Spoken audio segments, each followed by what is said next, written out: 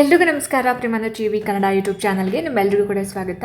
ಸ್ನೇಹಿತರೆ, ಇವತ್ತಿನ ವಿಡಿಯೋದಲ್ಲಿ GPSTR HSTRಗೆ ಸಂಬಂಧಪಟ್ಟ ಹಾಗೆ 7ನೇ ತರಗತಿಯ 2ನೇ ಅಧ್ಯಾಯವಾಗಿರುವಂತಹ ಮಧ್ಯಯುಗದ ಯುರೋಪ್ ಈ ಒಂದು ಪಾಠದ ಬಗ್ಗೆ ಡಿಸ್ಕಸ್ ಮಾಡ್ತಾ ಇದ್ದೀನಿ. ಡೆಫಿನೆಟ್ಲಿ ನಿಮಗೆ ಮುಂದೆ ಬರ್ತಕ್ಕಂತಹ ಶಿಕ್ಷಕರ ನೇಮಕಾತಿ ಪರೀಕ್ಷೆಯಲ್ಲಿ ಈ ವಿಡಿಯೋ ತುಂಬ ಹೆಲ್ಪ್ ಆಗುತ್ತೆ.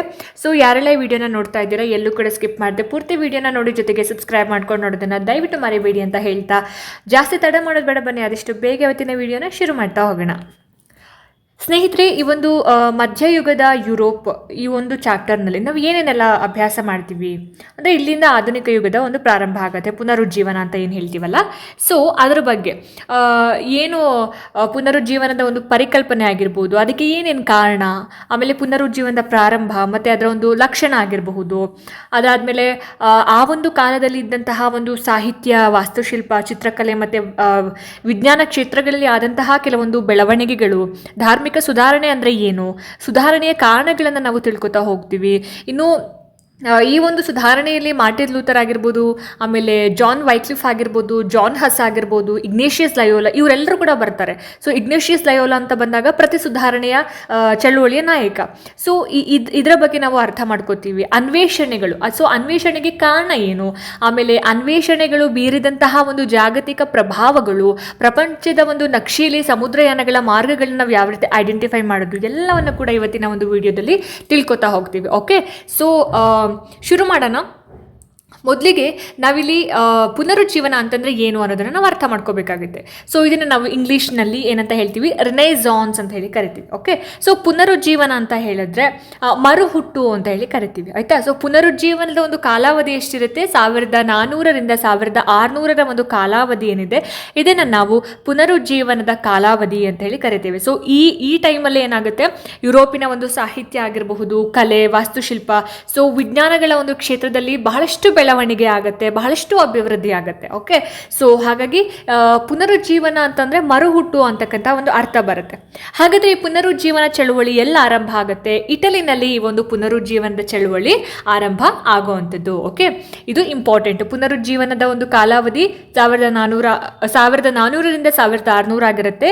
ಆ್ಯಂಡ್ ಇದು ಎಲ್ಲಿ ಆರಂಭ ಆಗುತ್ತೆ, ಇಟಲಿಯಲ್ಲಿ ಆರಂಭ ಆಗುತ್ತೆ. ಸೊ ಈ ಒಂದು ಪುನರುಜ್ಜೀವನದ ಒಂದು ಲಕ್ಷಣಗಳು ಅಂತ ಬಂದಾಗ ನಾವಿಲ್ಲಿ 2 ರೀತಿಯಾದಂತಹ ಒಂದು ಲಕ್ಷಣಗಳನ್ನ ನೋಡ್ತೀವಿ. ಸೊ ಮಾನವತಾವಾದ ಮತ್ತು ವೈಚಾರಿಕತೆ. ಹಾಗಾದರೆ ಮಾನವತಾವಾದ ಅಥವಾ ಹ್ಯುಮ್ಯಾನಿಸಮ್ ಅಂತಂದರೆ ಏನು?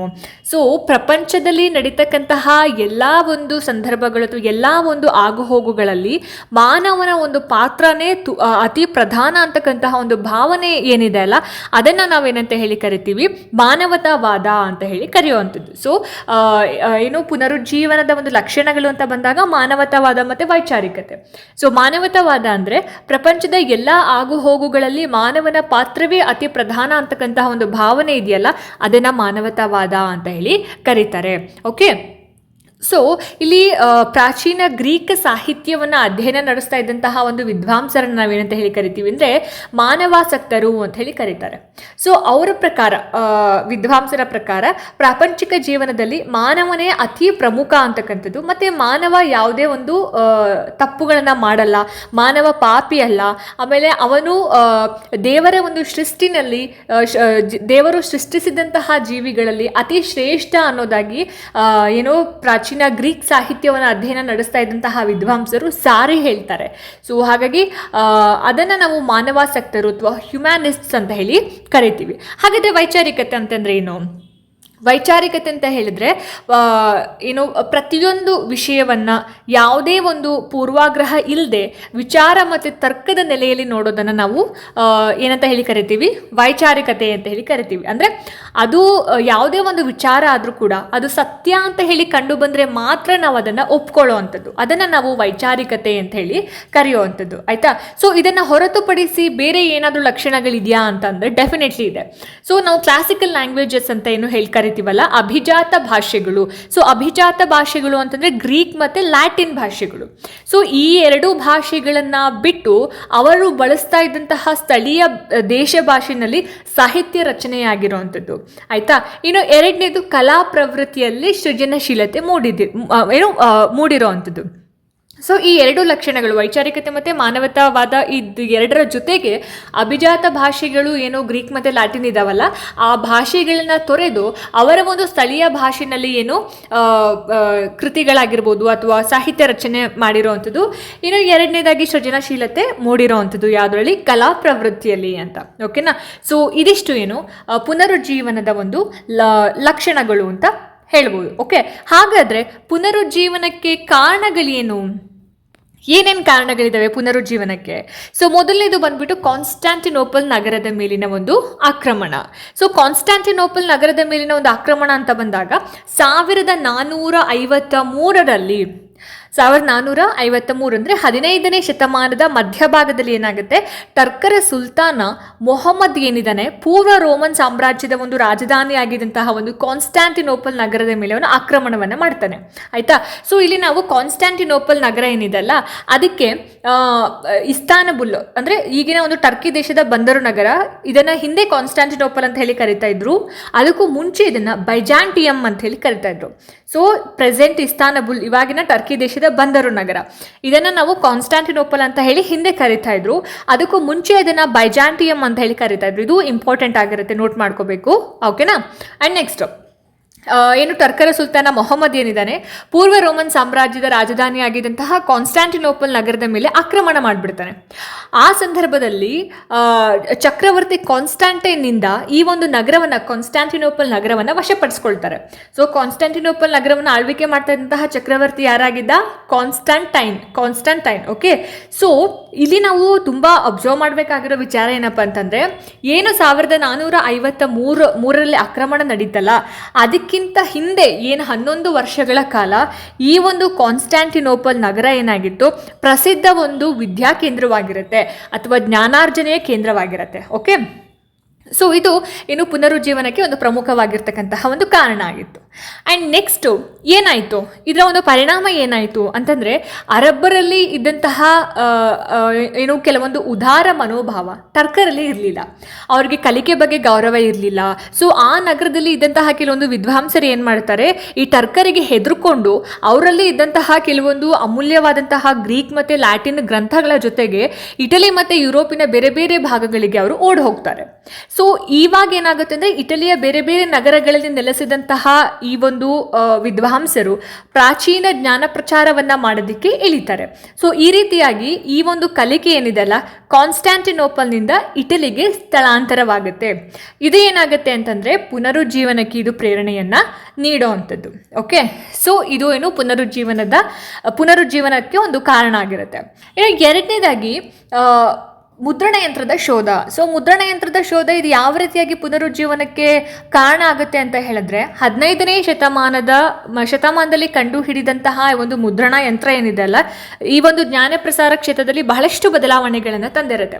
ಮುಂಚೆ ಒಬ್ಬನಿಗೆ ಒಂದು ವರ್ಷದಲ್ಲಿ ಬರೀ 2 ಪುಸ್ತಕಗಳನ್ನ ಮಾತ್ರ ಮುದ್ರಣ ಮಾಡೋದಕ್ಕೆ ಸಾಧ್ಯ ಆಗ್ತಿತ್ತು. ಯಾವಾಗ ಮುದ್ರಣ ಯಂತ್ರದ ಒಂದು ಆವಿಷ್ಕಾರ ಆಯ್ತಲ್ಲ, ಮುದ್ರಣ ಯಂತ್ರದ ಹೆಲ್ಪ್ ತಗೊಂಡು ಒಂದೇ ವರ್ಷದಲ್ಲಿ ಒಂದು ಪುಸ್ತಕವನ್ನು 24,000 ಪ್ರತಿಗಳನ್ನು ಅವರು ಪ್ರಿಂಟ್ ಮಾಡೋದಕ್ಕೆ ಶುರು ಮಾಡ್ತಾರೆ. ಸೊ ಮುಂಚೆ ಒಂದು ಪುಸ್ತಕವನ್ನು ಒಂದು ವರ್ಷದಲ್ಲಿ ಬರೀ 2 ಅಷ್ಟೇ ಪುಸ್ತಕಗಳನ್ನ ಪ್ರಿಂಟ್ ಮಾಡ್ತಿದ್ರು. ಯಾವಾಗ ಮುದ್ರಣ ಯಂತ್ರ ಬಂತು, ಅದಾದ್ಮೇಲಿಂದ 24,000 ಪ್ರತಿಗಳನ್ನು ಒಂದು ವರ್ಷದಲ್ಲಿ ಅವರು ಪ್ರಿಂಟ್ ಮಾಡ್ತಾ ಇದ್ರು. ಸೊ ಅವಾಗ ಏನಾಯಿತು ಅಂದರೆ, ಏನು ಪ್ರಿಂಟ್ ಮಾಡಿರುವಂತಹ ಪುಸ್ತಕಗಳ ಬೆಲೆ ಕಡಿಮೆ ಆಯಿತು ಮತ್ತು ಅವುಗಳ ಬೇಡಿಕೆನೂ ಕೂಡ ಏನಾಯಿತು, ಹೆಚ್ಚಾಯಿತು. ಸೊ ಪ್ರಿಂಟ್ ಮಾಡೋದೇನಿದೆ ಅಲ್ಲ, ಏನು ಕೈಯಲ್ಲಿ ಬರೀತಾ ಇದ್ರು, ಆ ಕೈ ಬರಹಕ್ಕಿಂತಲೂ ಕೂಡ ಸ್ಪಷ್ಟ ಆಗಿತ್ತು ಮತ್ತು ಓದೋದಕ್ಕೂ ಕೂಡ ಆಸಕ್ತಿ ಇಲ್ಲದೇ ಇರೋರಿಗೂ ಕೂಡ ಅದು ಸುಲಭವಾಗಿ, ಅಂದರೆ ಓದುವಂತಹ ಒಂದು ಆಸಕ್ತಿಯನ್ನು ಬೆಳೆಸ್ತಾ ಇತ್ತು ಮತ್ತು ಸುಲಭವಾಗಿ ಪ್ರತಿಗಳು ಸಿಗೋ ಹಾಗೆ ಆಗಿರುತ್ತೆ. ಓಕೆ. ಆ್ಯಂಡ್ 1450ರ ಸುಮಾರಿಗೆ ಜರ್ಮನಿಯ ಜಾನ್ ಗುಟೆನ್ಬರ್ಗ್ ಅನ್ನೋರು ಏನು ಮಾಡ್ತಾರೆ, ಮೇನ್ಸ್ ಅಂತಕ್ಕಂತಹ ಒಂದು ಪಟ್ಟಣದಲ್ಲಿರುವಂತಹ ಅವರ ಮುದ್ರಣಾಲಯದಲ್ಲಿ ಚಲಿಸುವ ಅಚ್ಚಿನ ಮೊಳೆಗಳನ್ನು ಬಳಸ್ತಾರೆ. ಸೊ ಇದಕ್ಕೆ ಮುಂಚೆ ಬ್ಲಾಕ್ಸ್ ಅಂತ ಏನು ಹೇಳ್ತಾರೆ ಅಂದರೆ ಪಡೆಯಚ್ಚುಗಳನ್ನು ಉಪಯೋಗ ಮಾಡ್ತಾ ಇದ್ರು. ಸೊ ಇದು ಇಂಪಾರ್ಟೆಂಟು. ಜರ್ಮನಿಯ ಜಾನ್ ಗುಟೆನ್ಬರ್ಗ್ ಯಾವ ಪಟ್ಟಣದಲ್ಲಿ, ಮೇನ್ಸ್ ಪಟ್ಟಣದಲ್ಲಿ ಇರ್ತಕ್ಕಂತಹ ಅವರ ಮುದ್ರಣಾಲಯದಲ್ಲಿ ಪಡೆಯಚ್ಚುಗಳನ್ನು, ಅಚ್ಚಿನ ಮೊಳೆಗಳನ್ನು ಬಳಸ್ತಾರೆ. ಇದಕ್ಕೆ ಮುಂಚೆ ಪಡೆಯಚ್ಚುಗಳನ್ನು ಬಳಸ್ತಾ ಇದ್ರು. ಸೊ ಹೊಸ ತಂತ್ರಜ್ಞಾನಗಳು ಬಹಳಷ್ಟು ವೇಗದಲ್ಲಿ ಆವಿಷ್ಕಾರ ಆಗ್ತಾ ಇತ್ತು. ಸೊ ಇದನ್ನ ಎಲ್ಲ ವಿದ್ವಾಂಸರು, ಪೋಪರು ಕೂಡ ಅವರು ಸಪೋರ್ಟ್ ಮಾಡ್ತಾ ಇದ್ರು. ಆ್ಯಂಡ್ ನೆಕ್ಸ್ಟು 1477 7ರಲ್ಲಿ ಇಂಗ್ಲೆಂಡಿನಲ್ಲಿ ಒಂದು ಸುಧಾರಿತ ಮುದ್ರಣ ಯಂತ್ರವನ್ನು ಸ್ಥಾಪನೆ ಮಾಡಿದ್ದಾರೆ. ಯಾರು ಅಂತ ಹೇಳಿದ್ರೆ ವಿಲಿಯಂ ಕ್ಯಾಕ್ಸ್ಟನ್. ಓಕೆ, ಸುಧಾರಿತ ಮುದ್ರಣ ಯಂತ್ರವನ್ನು ಯಾರು ಸ್ಥಾಪನೆ ಮಾಡ್ತಾರೆ ಅಂತ ಕೇಳಿದ್ರೆ ಇದನ್ನ ನೀವು ಆನ್ಸರ್ ಮಾಡಬೇಕಾಗುತ್ತೆ. 1477ರಲ್ಲಿ William Caxton. Okay, so John Gutenberg ಅನ್ನೋರು ಮೇನ್ಸ್ ಪಟ್ಟಣದಲ್ಲಿ ಅಚ್ಚಿನ ಮೊಳೆಗಳನ್ನು ಅವರು ಬಳಸುವಂಥದ್ದು 1450ರಲ್ಲಿ. ಓಕೆ, ಆ್ಯಂಡ್ ನೆಕ್ಸ್ಟು ಸಾಹಿತ್ಯ ಕ್ಷೇತ್ರ ಅಂತ ಬಂದಾಗ ಸಾಹಿತ್ಯ ಕ್ಷೇತ್ರದಲ್ಲಿ ಏನೇನೆಲ್ಲ ಪ್ರಮುಖ ಬದಲಾವಣೆ ಆಗುತ್ತೆ ಅಂತಂದರೆ ಇಲ್ಲಿ ಪುನರುಜ್ಜೀವನದ ಪ್ರಮುಖ ಲೇಖಕ ಅಥವಾ ಪುನರುಜ್ಜೀವನದ ಪ್ರಥಮ ಸಾಹಿತ್ಯಕಾರ ಅಂತ ಬಂದಾಗ ನಾವು ಪೆಟ್ರಾರ್ಕನ್ನು ನಾವು ಮೆನ್ಷನ್ ಮಾಡ್ತೀವಿ. ಓಕೆ, ಲೇಖಕರಲ್ಲಿ ಪೆಟ್ರಾರ್ಕ್ ಏನಿದ್ದಾರೆ ಅವರು ಮೊದಲಿಗಾಗಿರ್ತಾರೆ. ಸೊ ಇವರಿಗೆ ಗ್ರೀಕ್ ಮತ್ತು ರೋಮನ್ ಸಾಹಿತ್ಯದ ಮೇಲೆ ಬಹಳಷ್ಟು ಅಭಿಮಾನ ಇರುತ್ತೆ. ಸೊ ಅವರು ಅದೇ ಭಾಷೆಯಲ್ಲಿ ಭಾವಗೀತೆಗಳನ್ನು ಮತ್ತು ಕೆಲವೊಂದು ಕಾವ್ಯಗಳನ್ನು ಬರೆದು ಪ್ರಸಿದ್ಧತೆಯನ್ನು ಪಡ್ಕೋತಾರೆ. ಅವ್ರ ಥರಾನೇ ಇನ್ನು ಇಟಲಿಯ ಒಬ್ಬ ಮಹಾಕವಿ ಇರ್ತಾರೆ ಡಾಂಟೆ ಅಂತ. ಓಕೆ, ಡಾಂಟೆ ಬರೆದಿರ್ತಕ್ಕಂತಹ ಒಂದು ಮಹಾಕಾವ್ಯ ದ ಡಿವೈನ್ ಕಾಮಿಡಿ.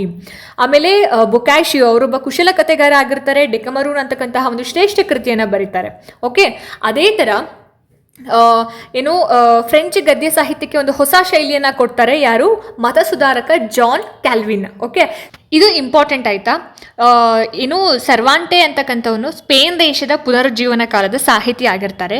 ಇವರು ಡಾನ್ ಕಿ ಹೌಟೆ ಅಂತಕ್ಕಂತಹ ಒಂದು ಕೃತಿಯನ್ನು ಬರೀತಾರೆ. ಓಕೆ, ಡಾನ್ ಕಿ ಹೌಟೆ ಅಂತ ಆಯಿತಾ. ಸೊ ಈ ಒಂದು ಕೃತಿನಲ್ಲಿ ಮಧ್ಯಯುಗದ ಸರದಾರರನ್ನು ಅವರು ಗೇಲಿ ಮಾಡ್ತಾರೆ. ಯಾಕೆ ಗೇಲಿ ಮಾಡ್ತಾರೆ? ಈ ಒಂದು ಸರದಾರ ಅಂತ ಹೇಳಿದ್ರೆ ಯಾರು ಅಂತಂದರೆ ರಾಜರ ಮಿಲಿಟರಿಯಲ್ಲಿ ಅಪ್ರತಿಮ ಸೇವೆಯನ್ನು ಸಲ್ಲಿಸ್ತಾ ಇದ್ದವರಿಗೆ ನೀಡ್ತಾ ಇದ್ದಂತಹ ಸೇವಾ ಮಾನ್ಯತೆಯನ್ನು ಸರದಾರ ಅಂತ ಹೇಳಿ ಕರಿತಾ ಇದ್ರು. ಸೊ ಆ ಒಂದು ಸರದಾರರನ್ನು ಏನು ಮಾಡ್ತಾನೆ ಸರ್ವಾಂಟೆ ತನ್ನ ಒಂದು ಡಾನ್ ಕಿ ಹೌಟೆ ಅಂತಕ್ಕಂತಹ ಒಂದು ಕೃತಿಯಲ್ಲಿ ಗೇಲಿ ಮಾಡ್ತಾನೆ. ಓಕೆ, ಅದನ್ನು ಬಿಟ್ಟರೆ ನೆಕ್ಸ್ಟು ಶೇಕ್ಸ್ಪಿಯರ್. ಸೊ ಶೇಕ್ಸ್ಪಿಯರನ್ನು ಕಾಳಿದಾಸರಂತೆ ಇನ್ನೊಬ್ಬ ಪ್ರತಿಭಾವಂತ ನಾಟಕಕಾರ ಅಂತ ಇವನ್ನ ಮೆನ್ಷನ್ ಮಾಡ್ತಾರೆ. ಓಕೆ, ನಮ್ಮ ಕನ್ನಡದಲ್ಲಿ ಹೇಗೆ ಕಾಳಿದಾಸ ಇದ್ದ ಅದೇ ಥರ ಶೇಕ್ಸ್ಪಿಯರ್. ಸೊ ಇವರು ಇಂಗ್ಲೀಷ್ನಲ್ಲಿ ಕೆಲವೊಂದು ನಾಟಕಗಳನ್ನು ಬರೀತಾರೆ. ಅದರಲ್ಲಿ ಫೇಮಸ್ ನಾಟಕ ಅಂತ ಬಂದಾಗ ರೋಮಿಯೋ ಜೂಲಿಯಟ್ ಆಗಿರಬಹುದು, ಜೂಲಿಯಸ್ ಸೀಸರ್ ಆಗಿರಬಹುದು, ಕಿಂಗ್ ಲಿಯರ್ ಆಗಿರಬಹುದು, ಮ್ಯಾಕ್ಬೆತ್. ಇದು ಶೇಕ್ಸ್ಪಿಯರ್ ಬರೆದಂತಹ ಇಂಪಾರ್ಟೆಂಟ್ ನಾಟಕ ಆಗಿರುತ್ತೆ. ಕೇಳ್ತಾರೆ ಶೇಕ್ಸ್ಪಿಯರ್ ಬರೆದಂತಹ ನಾಟಕಗಳು ಯಾವ್ಯಾವುದು ಅಂತಂದರೆ 4 ನಾಟಕಗಳನ್ನ ನೀವು ಮೆನ್ಷನ್ ಮಾಡಬೇಕು. Romeo Juliet, Julius Caesar, King Lear and Macbeth ಅಂತ. ಓಕೆ, ಸೊ ಇದು ಏನು ಸಾಹಿತ್ಯ ಕ್ಷೇತ್ರಕ್ಕೆ ಪುನರುಜ್ಜೀವನ ಕಾಲದ ಒಂದು ಸಾಹಿತ್ಯ ಕ್ಷೇತ್ರಕ್ಕೆ ಕೊಟ್ಟಂತಹ ಒಂದು ಕೊಡುಗೆ ಆಗಿರುತ್ತೆ. ಆಯ್ತಾ, ಇದ್ರ ಜೊತೆಗೆ ವಾಸ್ತುಶಿಲ್ಪ ಅಂತ ಬಂದಾಗ, ಚಿತ್ರಕಲೆ ಅಂತ ಬಂದಾಗ ಏನೇನೆಲ್ಲ ಕೊಡುಗೆಗಳನ್ನ ಕೊಟ್ಟಿದ್ದಾರೆ ಅನ್ನೋದನ್ನ ನೋಡ್ತಾ ಹೋಗೋದಾದ್ರೆ ನೀವಿಲ್ಲಿ ನೋಡ್ತಾ ಇರ್ಬೋದು ಲಿಯೋನಾರ್ಡೋ ಡಾವಿಂಚಿ. ಸೊ ಲಿಯೋನಾರ್ಡೋ ಡಾವಿಂಚಿ ಬಂದ್ಬಿಟ್ಟು ಪ್ರತಿಭಾವಂತ ಚಿತ್ರಕಾರರಾಗಿರ್ತಾರೆ.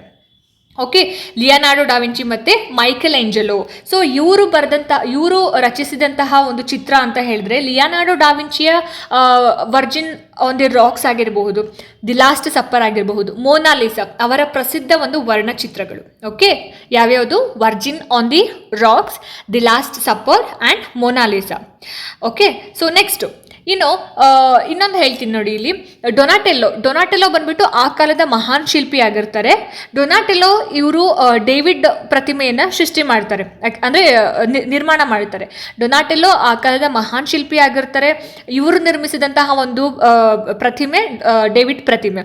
ಅದೇ ರೀತಿ ಮೈಕೆಲ್ ಏಂಜಲೋ ಕೂಡ ಮೋಸೆಸ್ ಅಂತಕ್ಕಂತಹ ಒಂದು ಪ್ರತಿಮೆಯನ್ನು ನಿರ್ಮಾಣ ಮಾಡ್ತಾರೆ. ಸೊ ಮೈಕೆಲ್ ಏಂಜಲೋ ಚಿತ್ರಕಾರ ಕೂಡ ಹೌದು, ಹಾಗೆಯೇ ಶಿಲ್ಪಿ ಕೂಡ ಹೌದು. ಓಕೆ, ಸೊ ಲಿಯೋನಾರ್ಡೋ ಡಾವಿಂಚಿ ಬರೆದಂಥ ಅವರ ಒಂದು ವರ್ಣಚಿತ್ರಗಳು ದ ಲಾಸ್ಟ್ ಸಪ್ಪರ್ ಆಗಿರಬಹುದು, Virgin on the racks and Mona Lisa. Okay, and Michael Angelo ಬಂದ್ಬಿಟ್ಟು ಮೋಸೆಸ್ ಪ್ರತಿಮೆ, ಡೇವಿಡ್ ಬಂದ್ಬಿಟ್ಟು ಡೊನಾಟೆಲ್ಲೋ ಬಂದ್ಬಿಟ್ಟು ಡೇವಿಡ್ ಪ್ರತಿಮೆ. ಓಕೆ, ಅದನ್ನು ನೆನಪಲ್ಲಿಟ್ಕೋಬೇಕು. ಆ್ಯಂಡ್ ನೆಕ್ಸ್ಟು ವಿಜ್ಞಾನ ಕ್ಷೇತ್ರ ಅಂತ ಬಂದಾಗ ಇಲ್ಲಿ ಬಹಳಷ್ಟು ವಿಜ್ಞಾನಿಗಳು ಬರ್ತಾರೆ. ಕೋಪರ್ನಿಕಸ್ ಆಗಿರಬಹುದು, ಗೆಲಿಲಿಯೋ ಆಗಿರಬಹುದು, ಹಾಗೆಯೇ ಕೆಪ್ಲರ್ ಆಗಿರಬಹುದು, ಟಾಲೆಮಿ ಆಗಿರಬಹುದು, ಸರ್ ಐಸಾಕ್ ನ್ಯೂಟನ್. ಸೊ ಇವರೆಲ್ಲರೂ ಕೂಡ ಈ ಒಂದು ಕಾಲದಲ್ಲಿ ಬರ್ತಕ್ಕಂತಹ ವಿಜ್ಞಾನಿಗಳಾಗಿರ್ತಾರೆ. ಸೊ ಇಲ್ಲಿ ಏನಾಗುತ್ತೆ ಅಂತ ಹೇಳಿದರೆ ಕೋಪರ್ನಿಕಸ್ನ ಬಗ್ಗೆ ನಾವು ಮಾತಾಡೋದಾದ್ರೆ ಇವರು ಪೋಲೆಂಡಿನ ವಿಜ್ಞಾನಿ ಆಗಿರ್ತಾರೆ. ಇವರು ಒಂದು ಸ್ಟೇಟ್ಮೆಂಟನ್ನು ಕೊಡ್ತಾರೆ. ಏನು ಸ್ಟೇಟ್ಮೆಂಟು? ಸೂರ್ಯನ ಸುತ್ತ ತಿರುಗುವಂತಹ ಹಲವಾರು ಗ್ರಹಗಳಲ್ಲಿ ಭೂಮಿನೂ ಕೂಡ ಒಂದು ಅಂತಕ್ಕಂತಹ ಒಂದು ಸ್ಟೇಟ್ಮೆಂಟನ್ನು ಕೊಡ್ತಾರೆ. ಓಕೆ, ಸೊ ಸೂರ್ಯನ ಸುತ್ತ ಬಹಳಷ್ಟು ಗ್ರಹಗಳು ಸುತ್ತಾ ಇದ್ದಾವೆ. ಸೊ ಆ ಒಂದು ಗ್ರಹಗಳಲ್ಲಿ ಭೂಮಿನೂ ಕೂಡ ಒಂದು ಅಂತ. ಸೊ ಇವರ ಒಂದು ಸಂಶೋಧನೆ ಏನಿದೆ ಅಲ್ಲ, ಕೋಪರ್ನಿಕಸ್ ಮಾಡಿರ್ತಕ್ಕಂತಹ ಒಂದು ಸಂಶೋಧನೆ ಅವಾಗಿನ ಒಂದು ಚರ್ಚಿನ ನಂಬಿಕೆಗಳಿಗೆ ಅಪೋಸಿಟ್ ಆಗಿರುತ್ತೆ, ವಿರುದ್ಧ ಆಗಿರುತ್ತೆ. ಸೊ ಹಾಗಾಗಿ ಅವರ ಒಂದು ಸ್ಟೇಟ್ಮೆಂಟನ್ನು ಯಾವುದೇ ಒಂದು ಗ್ರಂಥದಲ್ಲೇ ಪ್ರಕಟಿಸೋದಕ್ಕೆ ಸಾಧ್ಯ ಆಗಿಲ್ಲ. ಸೊ ಅದೇ ಸ್ಟೇಟ್ಮೆಂಟನ್ನು ತಿರುಚಿ ಟಾಲೆಮಿ ಒಂದು ಸ್ಟೇಟ್ಮೆಂಟನ್ನು ಕೊಡ್ತಾನೆ. ಸೊ ಸೂರ್ಯನು ಭೂಮಿಯ ಸುತ್ತ ತಿರುಗ್ತಾನೆ ಅಂತ ಹೇಳಿ ಟಾಲೆಮಿ ಒಂದು ಸ್ಟೇಟ್ಮೆಂಟನ್ನು ಕೊಡ್ತಾನೆ. ಸೊ ಆ ಟಾಲೆಮಿ ಕೊಟ್ಟಂತಹ ಸ್ಟೇಟ್ಮೆಂಟೇ ಚರ್ಚಿನ ಒಂದು ಸಿದ್ಧಾಂತ ಆಗುತ್ತೆ. ಓಕೆ, ಸೊ ಇಲ್ಲಿ ಕನ್ಫ್ಯೂಸ್ ಮಾಡ್ಕೋಬಾರ್ದು ನೀವು. ಕೋಪರ್ನಿಕಸ್ ಏನು ಹೇಳ್ತಾನೆ? ಸೂರ್ಯನ ಸುತ್ತ ತಿರುಗುವಂತಹ ಹಲವಾರು ಗ್ರಹಗಳಲ್ಲಿ ಭೂಮಿನೂ ಕೂಡ ಒಂದು ಅಂತ ಕೋಪರ್ನಿಕಸ್ ಹೇಳ್ತಾನೆ. ಬಟ್ ಟಾಲೆಮಿ ಏನು ಹೇಳ್ತಾನೆ? ಸೂರ್ಯನು ಭೂಮಿಯ ಸುತ್ತ ತಿರುಗ್ತಾನೆ ಅಂತಕ್ಕಂತಹ ಒಂದು ಸ್ಟೇಟ್ಮೆಂಟನ್ನು ಕೊಡ್ತಾನೆ. ಬಟ್ ಇನ್ನೊಬ್ಬ ಜರ್ಮನಿಯ ಗಣಿತಶಾಸ್ತ್ರಜ್ಞ ಕೆಪ್ಲರ್ ಒಂದು ಪ್ರಾಯೋಗಿಕವಾಗಿ ಅದನ್ನು ಸಾಧಿಸಿ ತೋರಿಸ್ತಾನೆ. ಯಾರ ಒಂದು ಸ್ಟೇಟ್ಮೆಂಟನ್ನು? ಕೋಪರ್ನಿಕಸ್ನ ಒಂದು ವಾದ ಏನಿತ್ತಲ್ಲ, ಸೂರ್ಯನ ಸುತ್ತ ತಿರುಗುವ ಹಲವಾರು ಗ್ರಹಗಳಲ್ಲಿ ಭೂಮಿನೂ ಕೂಡ ಒಂದು ಅಂತ. ಸೊ ಆ ಒಂದು ಸ್ಟೇಟ್ಮೆಂಟನ್ನು ಜರ್ಮನಿಯ ಗಣಿತಶಾಸ್ತ್ರಜ್ಞ ಕೆಪ್ಲರ್ ಅದನ್ನು ಪ್ರಾಯೋಗಿಕವಾಗಿ ಪ್ರಾಕ್ಟಿಕಲ್ ಆಗಿ ಸಾಧಿಸಿ ಅವನಿಗೆ ತೋರಿಸೋವಂಥದ್ದು. ಸೊ ಆಯಿತಾ. ಸೊ ನೆಕ್ಸ್ಟು ಇಟಲಿಯ ಖಗೋಳಶಾಸ್ತ್ರಜ್ಞ ಏನಿದ್ದಾರಲ್ಲ, ಗೆಲಿಲಿಯೋ ಗೆಲಲಿ ಅಂತ ಏನು ಹೇಳ್ತೀವಿ, ದೂರದರ್ಶಕವನ್ನು ಕಂಡುಹಿಡಿತಾರೆ. ಸೊ ಇವ್ರೇನು ಮಾಡ್ತಾರೆ? ಕೋಪರ್ನಿಕಸ್ನ ಒಂದು ವಾದವನ್ನು ಬಲವಾಗಿ ಪ್ರತಿಪಾದನೆ ಮಾಡ್ತಾರೆ. ಸೊ ಹಾಗಾಗಿ ಆ ಕಾಲದ ಒಂದು ಸಾಂಪ್ರದಾಯಿಕ ಚರ್ಚ್ ಇವನನ್ನು ಬಂಧಿಸಿ ಚರ್ಚಿನ ನ್ಯಾಯಾಲಯಕ್ಕೆ ಯಾರು ಗೆಲಿಲಿಯೋನನ್ನು ಒಳಪಡಿಸ್ತಾರೆ. ಸೊ ಬಲವಂತದ ತಪ್ಪೊಪ್ಪಿಗೆ ನಂತರ ಬಲವಂತವಾಗಿ ಅವ್ರ ಕಡೆಯಿಂದ ತಪ್ಪೊಪ್ಪಿಗೆನ ತಗೊಂಡ ನಂತರ ಗೆಲಿಲಿಯೋನನ್ನು ಬಿಡುಗಡೆ ಮಾಡುತ್ತೆ. ಆ ನಂತರ ಇಂಗ್ಲೆಂಡಿನ ಸರ್ ಐಸಾಕ್ ನ್ಯೂಟನ್ ಇವರು ಗುರುತ್ವಾಕರ್ಷಣ ಬಲವನ್ನು ಕಂಡುಹಿಡಿತಾರೆ. ಒಂದ್ಸಲ ನೆಲದಿಂದ ಮೇಲಕ್ಕೆ ಹೋದಂತಹ ವಸ್ತುಗಳು ಪುನಃ ಕೆಳಗೆ ಬೀಳೋದಕ್ಕೆ ಏನು ಕಾರಣ ಅಂತಂದರೆ ಗುರುತ್ವಾಕರ್ಷಣ ಬಲನೇ ಕಾರಣ ಅನ್ನೋದನ್ನು ಯಾರು ಹೇಳ್ತಾರೆ? ಸರ್ ಐಸಾಕ್ ನ್ಯೂಟನ್ ಅವರು. ಓಕೆ, ಆ್ಯಂಡ್ ನೆಕ್ಸ್ಟು ಇದ್ರ ಬಗ್ಗೆ ನೀವು ತಿಳ್ಕೋಬೇಕು. ಮಾನವನ ದೇಹದಲ್ಲಿನ ರಕ್ತ ಪರಿಚಲನೆಯ ಕ್ರಮವನ್ನು ತೋರಿಸ್ಕೊಟ್ಟವ್ರು ಯಾರು ಅಂತ ಹೇಳಿದ್ರೆ ವಿಲಿಯಂ ಹಾರ್ವೆ. ಓಕೆ, ಇದನ್ನು ಕೇಳ್ತಾರೆ, ಇದು ಇಂಪಾರ್ಟೆಂಟ್ ಆಗಿರುತ್ತೆ, ಇದನ್ನು ನೋಟ್ ಮಾಡ್ಕೊಳ್ಳಿ. ವಿಲಿಯಂ ಹಾರ್ವೆ ಇವರ ಒಂದು ಕಾಲ ಬಂದ್ಬಿಟ್ಟು 1478ರಿಂದ 1557. ಓಕೆ, 1557 ವಿಲಿಯಂ ಹಾರ್ವೆ ನಮ್ಮ ದೇಹದಲ್ಲಿನ ಒಂದು ರಕ್ತ ಪರಿಚಲನೆಯ ಒಂದು ಕ್ರಮವನ್ನು ಇವರು ತೋರಿಸ್ಕೊಡ್ತಾರೆ. ಆಯಿತಾ. ಸೊ ಇದರ ಬಗ್ಗೆ ಒಂದು ಗ್ರಂಥವನ್ನು ಕೂಡ ಬರೀತಾರೆ. ಯಾರು ಅಂತ ಹೇಳಿದ್ರೆ ವೆಸಾಲಿಯಸ್ ಅಂತಕ್ಕಂತಹ ಬೆಂಜಮಿನ್. ಓಕೆ, ಬೆಲ್ಜಿಯನ್ನ ವಿಜ್ಞಾನಿ. ಇಲ್ಲಿ ಬರೀತೀನಿ ನೋಡಿ, ಇಲ್ಲಿ ವೆಸಾಲಿಯಸ್ ಇವ್ರು ಬಂದ್ಬಿಟ್ಟು ಮಾನವ ದೇಹದಲ್ಲಿ ರಕ್ತ ಸಂಚಾರದ ದೇಹದಲ್ಲಿನ ಒಂದು ರಕ್ತ ಸಂಚಾರದ ಬಗ್ಗೆ ಅಮೂಲ್ಯವಾಗಿರ್ತಕ್ಕಂತಹ ಒಂದು ಗ್ರಂಥವನ್ನು ಕೂಡ ಪ್ರಕಟ ಮಾಡ್ತಾರೆ. ವೆಸಾಲಿಯಸ್ ಅಂತಕ್ಕಂತಹ ಬೆಲ್ಜಿಯಂನ ವಿಜ್ಞಾನಿ. ಸೊ ಇವರ ಒಂದು ಚಿಂತನೆ ಅವಾಗಿನ ಒಂದು ಸಂಪ್ರದಾಯಗಳ ಒಂದು ನಂಬಿಕೆಯನ್ನು ಪ್ರಶ್ನೆ ಮಾಡ್ತಾರೆ. ಸೊ ಹಾಗಾಗಿ ವೆಸಾಲಿಯಸ್ ಅವ್ರನ್ನ ಏನು ಮಾಡ್ತಾರೆ? ಮರಣದಂಡನೆಗೆ ಗುರಿಪಡಿಸ್ಬಿಡ್ತಾರೆ. ಓಕೆ, ಸೊ ಇದಿಷ್ಟು ಏನು ವಿಜ್ಞಾನ ಕ್ಷೇತ್ರಕ್ಕೆ ಕೊಟ್ಟಂತಹ ಒಂದು ಕೊಡುಗೆಗಳಾಗಿರುತ್ತೆ. ಆ್ಯಂಡ್ ನೆಕ್ಸ್ಟ್ ಬರೋ ಅಂಥದ್ದೇ ಧಾರ್ಮಿಕ ಸುಧಾರಣೆ, ರಿಲಿಜಿಯಸ್ ರಿಫಾರ್ಮೇಷನ್. ಸೊ ಈ ಧಾರ್ಮಿಕ ಸುಧಾರಣೆ ಅಂತ ಬಂದಾಗ ನಾವು ಇಲ್ಲಿ ಕ್ರೈಸ್ತರಲ್ಲಿ 2 ಪಂಗಡಗಳನ್ನು ನಾವು ನೋಡ್ತೀವಿ. ಒಂದು ಕ್ಯಾಥೋಲಿಕ್ ಆ್ಯಂಡ್ ಎರಡನೇದು ಪ್ರೊಟೆಸ್ಟೆಂಟ್ ಅಂತ. ಈ 2 ಪಂಗಡಗಳಾಗೋದಕ್ಕೆ ಏನು ರೀಸನ್ ಅಂತ ಹೇಳಿದ್ರೆ, ಮಧ್ಯಯುಗದ ರೋಮನ್ ಕ್ಯಾಥೋಲಿಕ್ ಚರ್ಚ್ ಸಮಾಜದ ಮೇಲೆ ಸಮಾಜವನ್ನು ಕಂಟ್ರೋಲಲ್ಲಿ ಇಟ್ಕೋಬೇಕು ಅಂತ ಹೇಳಿ ಕೆಲವೊಂದು ತಪ್ಪು ನಿರ್ಧಾರಗಳನ್ನು ಜನರ ಮೇಲೆ ಹಾಕ್ತಾ ಹೋಗುತ್ತೆ. ಸೊ ಈ ಪೋಪ್ ಮತ್ತು ಚರ್ಚಿನ ಅಧಿಕಾರಿಗಳೇನು ಮಾಡ್ತಾರೆ? ಅವರು ಸರಳವಾಗಿರ್ತಕ್ಕಂತಹ ಒಂದು ಜೀವನವನ್ನು ನಡೆಸೋ ಬದಲು ಲಕ್ಸುರಿ ಆಗಿರ್ತಕ್ಕಂತಹ ಒಂದು ಜೀವನವನ್ನು, ಐಷಾರಾಮಿ ಜೀವನವನ್ನು ನಡೆಸ್ತಾ ಇರ್ತಾರೆ. ಸೊ ಕಾಲಕ್ರಮೇಣ ಏನಾಗುತ್ತೆ? ರಾಜರು ಮತ್ತು ಪೋಪರ ನಡುವೆ ಜಗಳ ಉಂಟಾಗುತ್ತೆ. ಆ ಜಗಳಗಳ ಪರಿಣಾಮವಾಗಿ ಏನಾಗುತ್ತೆ? ಸಮಾಜದಲ್ಲಿ ಪೋಪರ ಬಗ್ಗೆ ಜನರಿಗೆ ಗೌರವ ಕಡಿಮೆ ಆಗ್ತಾ ಹೋಗುತ್ತೆ. ಆಮೇಲೆ ಪೋಪರು ಕೆಲವೊಂದು ಈ ರಾಜಕೀಯ ವ್ಯವಹಾರಗಳಲ್ಲಿ ಹಸ್ತಕ್ಷೇಪ ಮಾಡ್ತಾ ಇರ್ತಾರೆ. ಅದನ್ನು ರಾಜರು ಸಹಿಸೋದಕ್ಕೆ ಆಗೋದಿಲ್ಲ ರಾಜರಿಗೆ.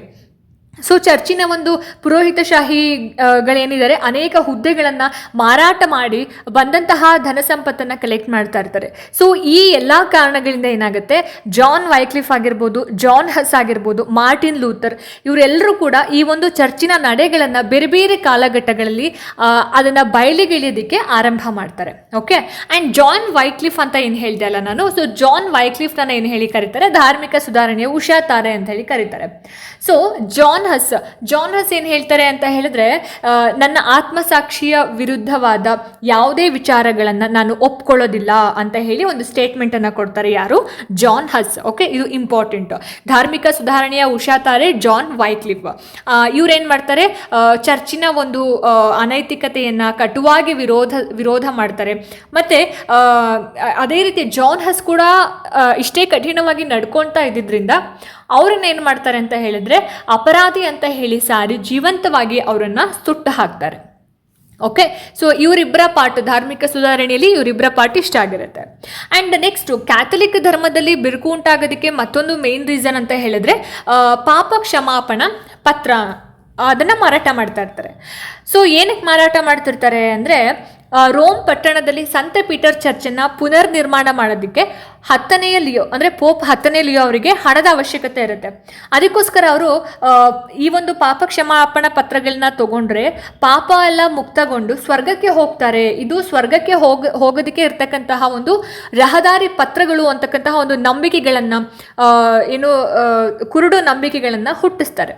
ಇದೆಲ್ಲವನ್ನ ತಿಳಿದಂತಹ ಮಾರ್ಟಿನ್ ಲೂಥರ್ ಏನು ಮಾಡ್ತಾರೆ, ಪೋಪರು ಹಣವನ್ನು ಜನರಿಂದ ವಸೂಲಿ ಮಾಡೋದಕ್ಕೋಸ್ಕರ ಜನರ ಒಂದು ಪಾಪವನ್ನು ತೊಳೆದಾದರೆ ಅದನ್ನು ಪುಕ್ಕಟೆಯಾಗಿ ಕೊಡಲಿ, ಅಂದರೆ ಫ್ರೀಯಾಗಿ ಏನಕ್ಕೆ ಕೊಡಬಾರ್ದು ಅದನ್ನು ಅಂತಕ್ಕಂಥ ಒಂದು ಪ್ರಶ್ನೆಯನ್ನು ಮಾಡ್ತಾರೆ.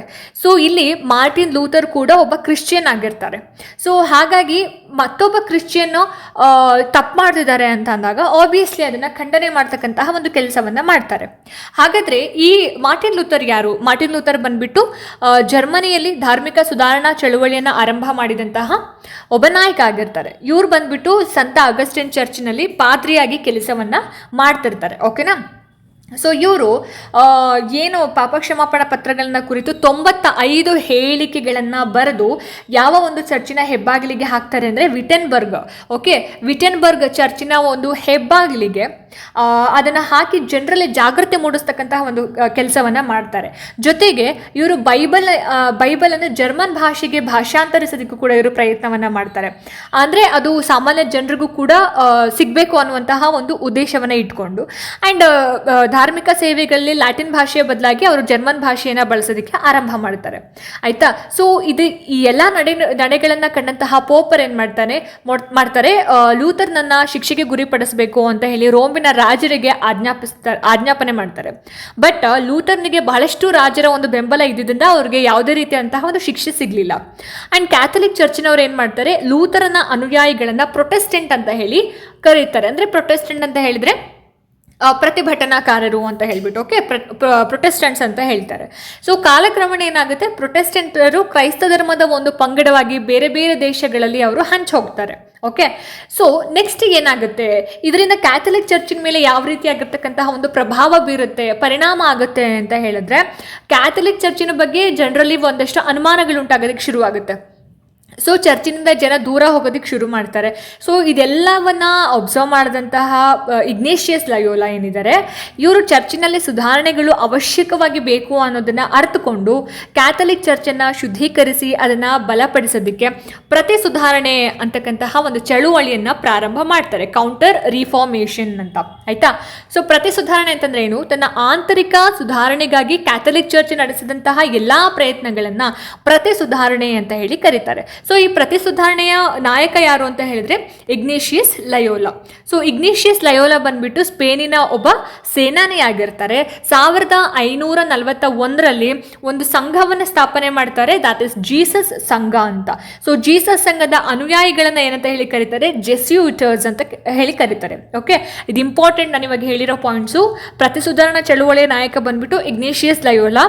ಇವರು 1541ರಲ್ಲಿ ಜೀಸಸ್ ಸಂಘವನ್ನು ಸ್ಥಾಪನೆ ಮಾಡ್ತಾರೆ. ಆ್ಯಂಡ್ ಜೀಸಸ್ ಸಂಘದ ಅನುಯಾಯಿಗಳನ್ನು ಜೆಸ್ಯೂಟರ್ಸ್ ಅಂತ ಹೇಳಿ ಕರೆಯುವಂಥದ್ದು. ಓಕೆನಾ?